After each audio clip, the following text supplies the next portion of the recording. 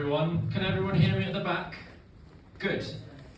Hello. So yeah, as Alan said, my name's Tariq Abou-Zahr. I'm an avian veterinary specialist and I work at Valley Vets in Cardiff. I'm also one of the trustees of the Parrots Society along with Alan, and I'm here to talk to you today about Parrot Awareness Week, which hopefully some people are already aware of. Yes, I can see some nods, brilliant. So Parrot Awareness Week has been going on for the last week, and this day today is the culmination. And what we've done is put together a predominantly online-based event. We've created a website and lots of social media to try and promote excellent welfare and husbandry for pet parrots. And you can imagine, being a vet in practice, I see the whole end of the spectrum. I see some really, really great owners and some very healthy parrots.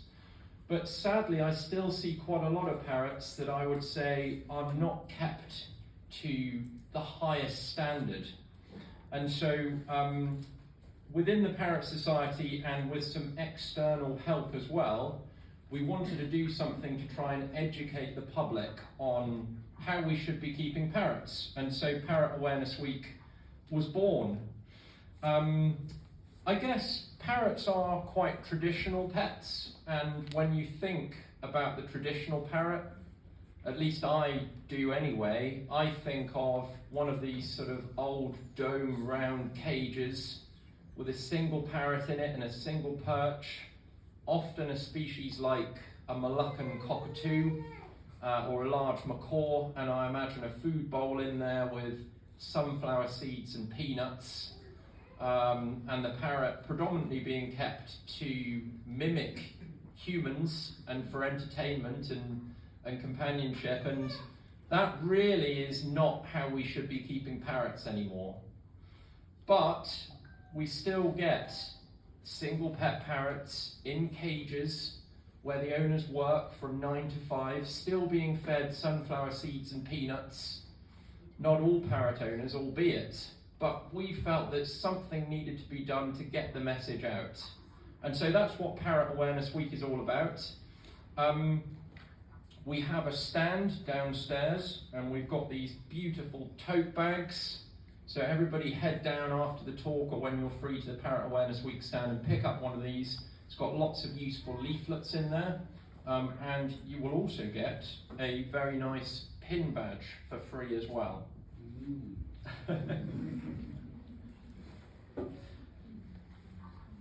So, the first thing that we decided to do was to create a website. Parrot Awareness Week has been going for 2 years now. Our first year was 2023. This is obviously 2024. www.parrotawarenessweek.com, and on this website you will find a plethora of parrot welfare articles on such topics as housing, finding an avian vet, preventative health, flight, foraging, companionship, and you can have a read through. So when you get the chance, definitely have a look on there. Also links to the social media and some information about our sponsors and the Think Parrot show. And we also have put together a Facebook page and an Instagram page and even a TikTok page. I don't know much about TikTok, but apparently that's all the rage with the kids these days. So check out our social media. We've got 433 likes and 721 followers. Hopefully we can get that up a bit after today.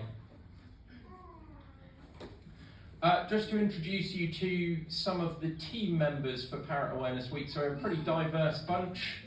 Myself and Ellen as vets. We've got a couple of brilliant veterinary nurses on board as well, Reb and Molly.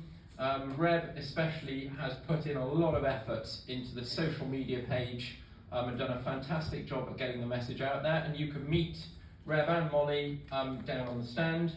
And then we've also got Mike from Northern Parrots, Mike from UK Pet Foods, Maddie Johnson from Johnson & Jeff, and Lorraine Nash, who works in pet insurance.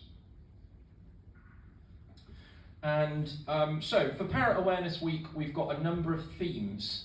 and I'm going to discuss some of those themes now, just to trigger you and start thinking about what you do with your own parrots, or parrots that you know that other people have got.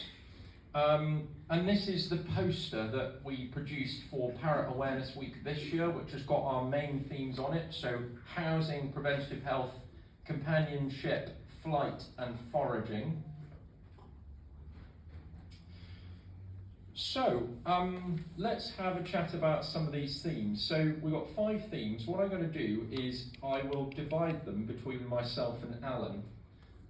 Alan, I think I'm going to get you to talk about flight if you're happy.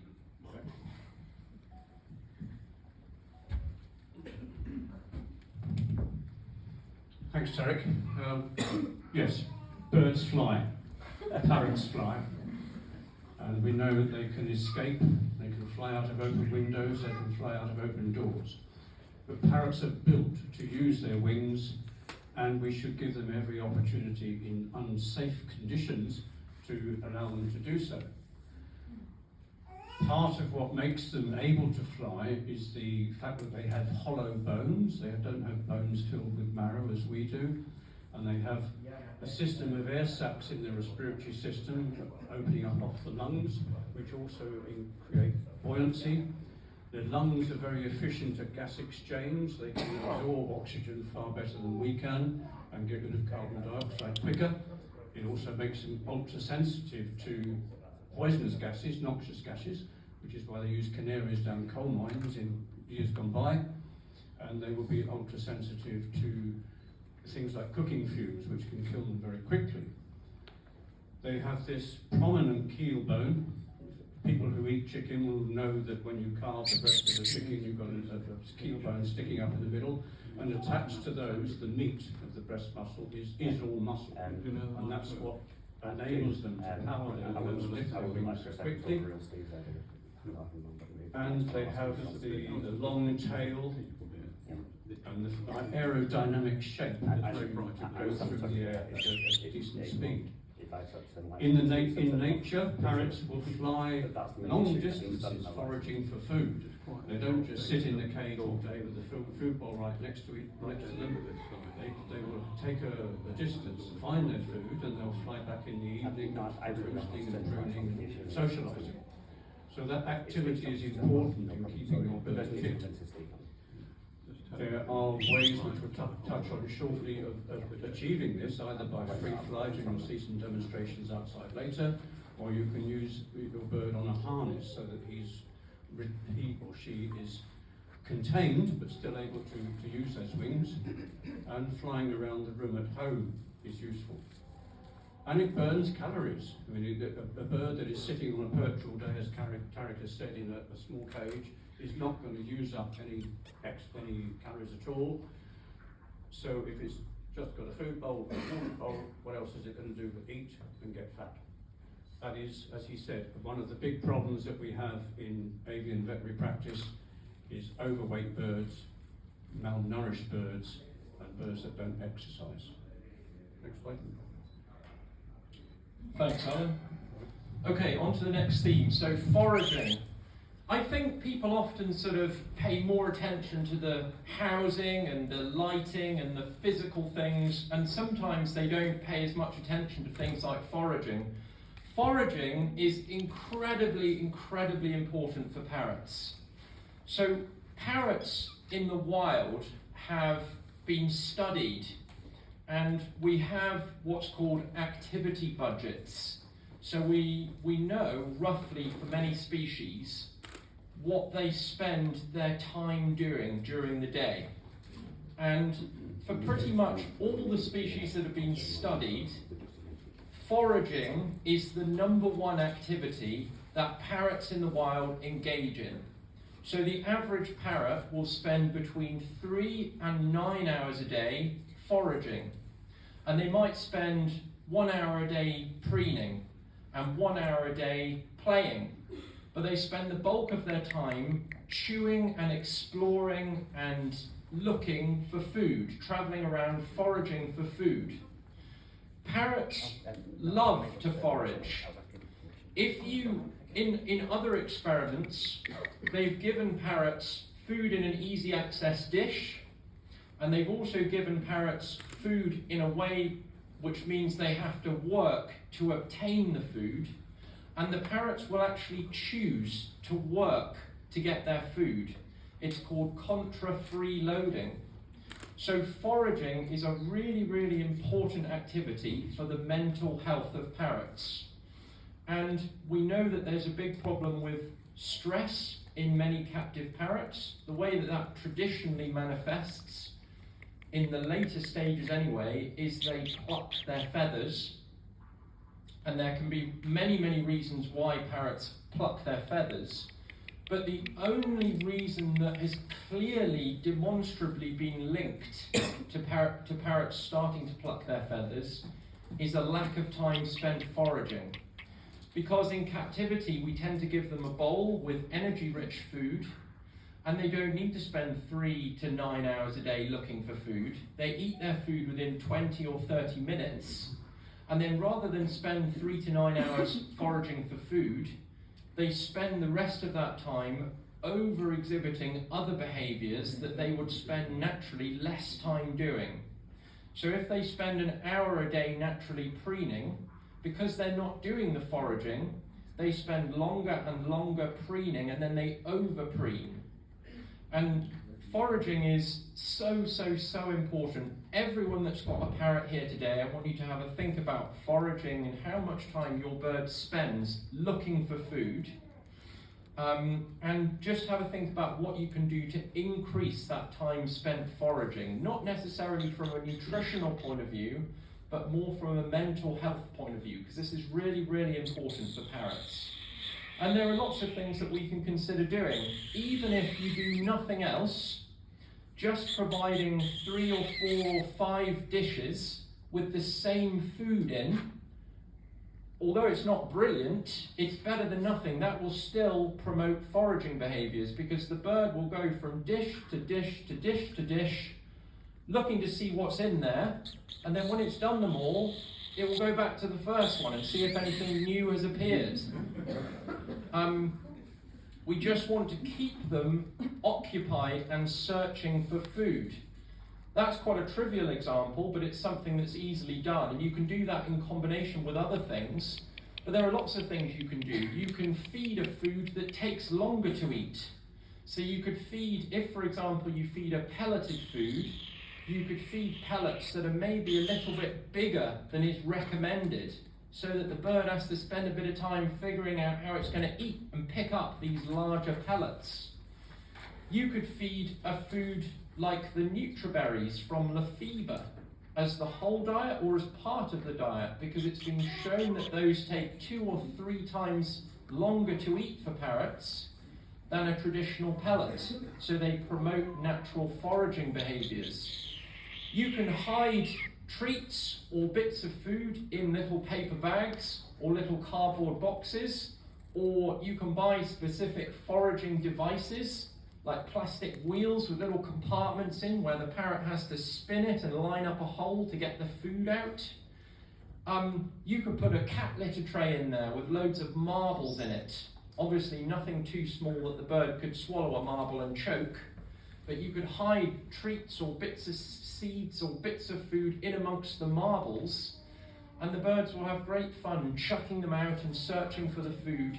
Anything that we can do to improve the time or increase the time spent foraging is very beneficial to our parrot's welfare. So have a think about that.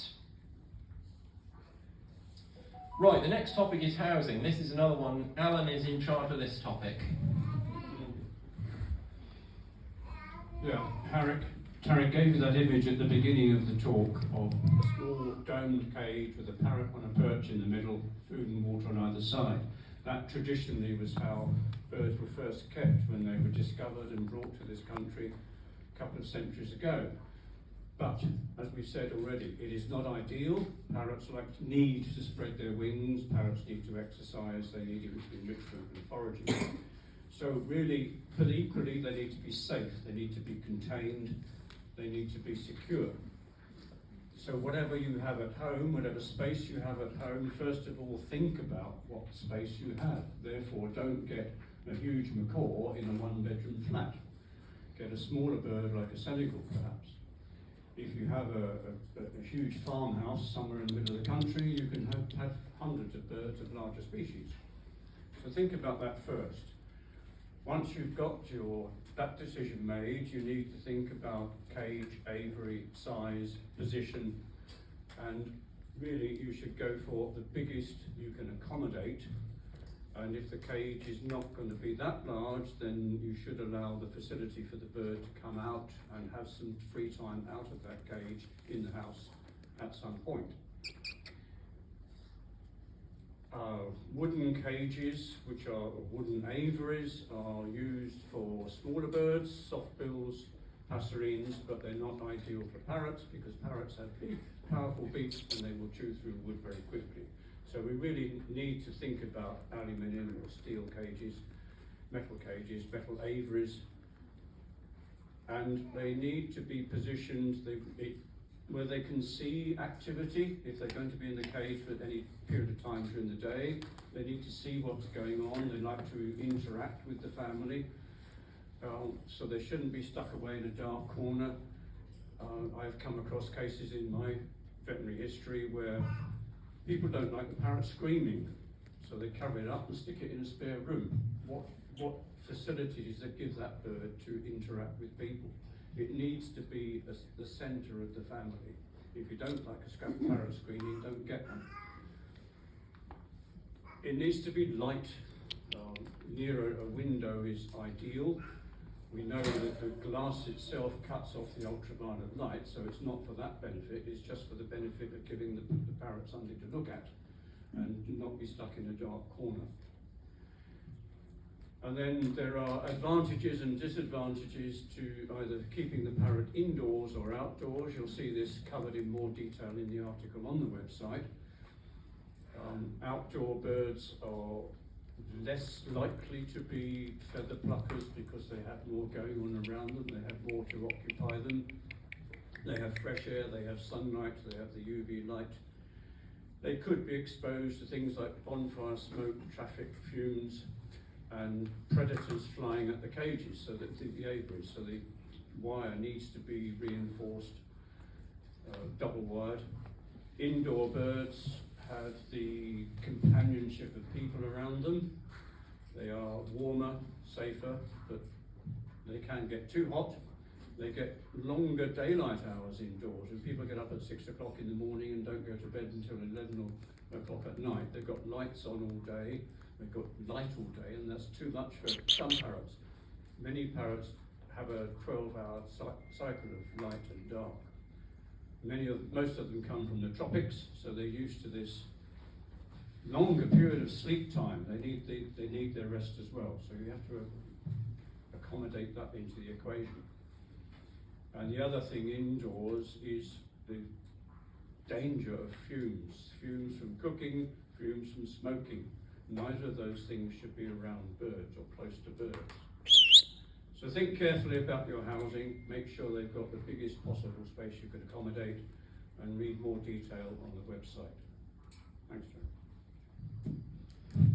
Thanks, Alan. So the next topic is preventative health. I'll say some bits. I'm not sure if Alan might have anything to add. I'll give him the opportunity. There are no routine vaccinations for parrots, and we don't routinely worm parrots like we do with dogs. We don't give them flea treatments. Of course, if they get mites or worms, then we would treat them, but we don't do it on a blanket prophylactic basis. When it comes to preventative health, there's a couple of things I think are worth considering. The first thing is, where do you get your parrot from in the first place? So you can prevent a lot of problems potentially by obtaining your parrot from a reputable source. If you decide that you want an African grey parrot, and you know that an African grey parrot costs £1,000 to £1,200, and you see an African grey parrot on Gumtree for £300, and it's got a few bald patches, and it looks like it's in a dirty cage, and there's one line of text that says, bargain African grey parrot. That's probably not going to be a good bird to buy. You might feel sorry for it, and if you're an experienced keeper or rescue, you might be able to help that bird, but there's a very high chance that that bird may have been exposed to diseases, and it may have also had quite a traumatic, stressful past. And particularly for newcomers or beginner parrot owners, that really is, if you get that bird, you are setting yourself up for a lot of problems further down the line. So ideally, obtain your bird or birds, because we're going to talk about the importance of companionship shortly, from a reputable source, ideally a local private breeder where you can go and visit, see the parent birds, check that everything seems healthy, know that they are there should you encounter a problem so that you can go back to them and discuss it, or alternatively, obtain your bird from a good rescue.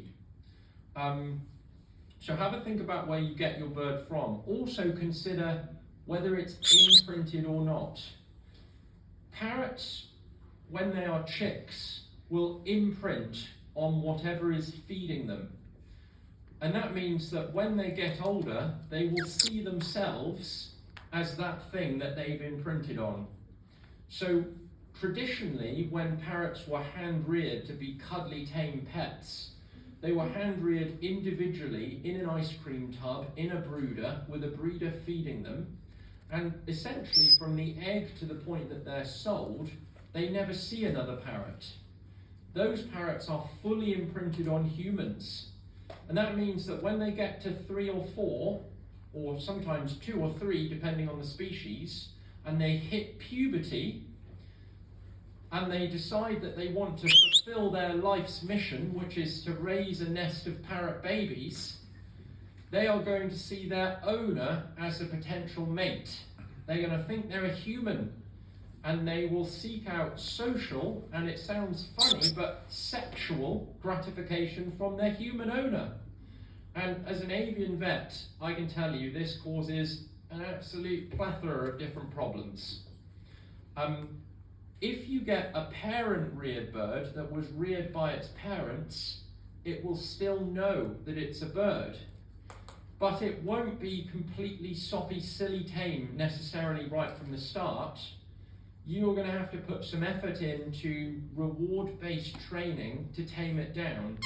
Or a good compromise would be to obtain a bird that has been hand-reared, but has been hand-reared in a creche with other parrots.